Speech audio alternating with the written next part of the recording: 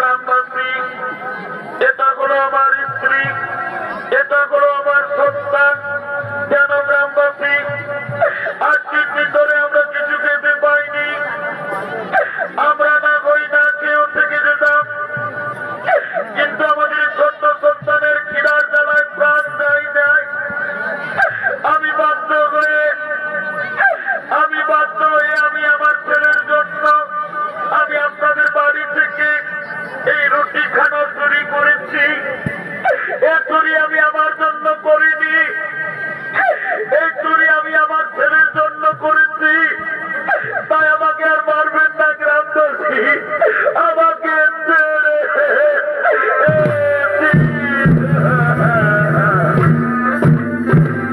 তাহলে এটা হলো তোমার স্ত্রী আর এটা হলো তোমার পুত্র সন্তান।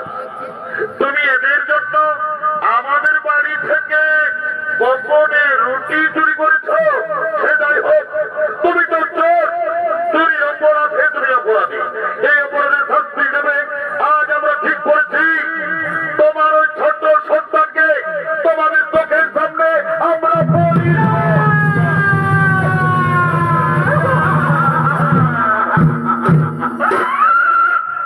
গ্রামবাসী, চুরি আমি করেছি, অপরাধী আমি, এই অপরাধের শাস্তি আপনারা আমার সন্তানকে বলি দেবেন না। আপনারা আমাকে বলি দিন, তবু আমার সন্তানকে ছেড়ে দিন, আমার সন্তানকে আপনারা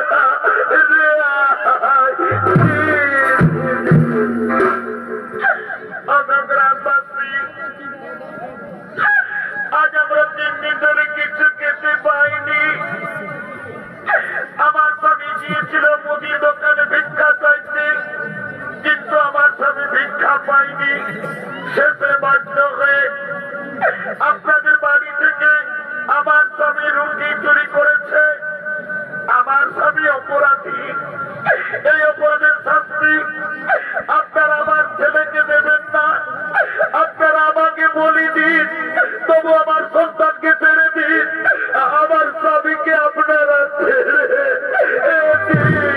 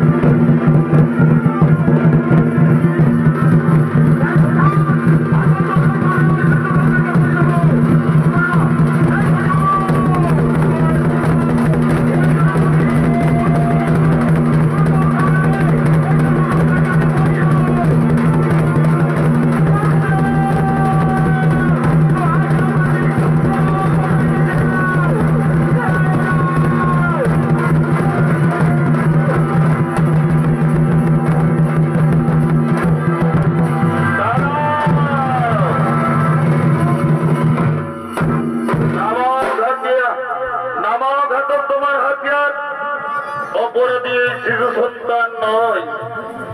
শোনো গ্রামবাসী, তোমরা জানো না, তোমরা যাকে গাছে বেঁধে রেখেছ উনি সাধারণ মনুষ্য নন, উনি হলেন দেবরাজ ইন্দ্র। নিজ মাতা দিদির গর্ভের সন্তানকে হত্যা করার প্রচেষ্টা করেছিল, সেই পাপ আজ দেবরাজ ইন্দ্রকে ছাড়েনি। আজ সেই পাপ ভোগ দেবরাজ ইন্দ্রকে করতে হলো। যা গ্রামবাসী